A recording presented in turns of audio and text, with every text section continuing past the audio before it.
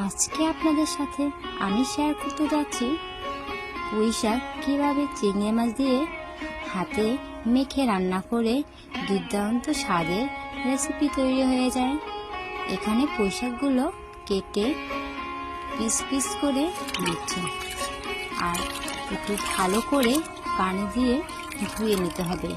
সাথে থাকে বিভিন্ন রকমের পোকামাকড়, সেগুলো কিন্তু সুন্দর করে ধুতে হবে।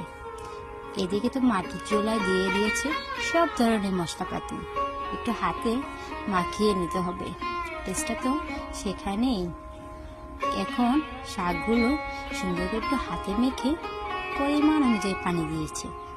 আর এখন দেখাবো কিভাবে তারা মাটির চুলায় উনুন ধরিয়ে দেয়।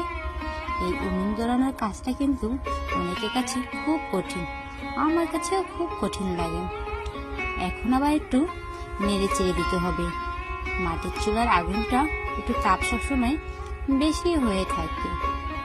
আপনাদের কাছে কিন্তু আমার একটা প্রশ্ন আছে, কেমন হয়েছে আজকে রান্না ভিডিওটা অবশ্যই আমি জানতে চাই।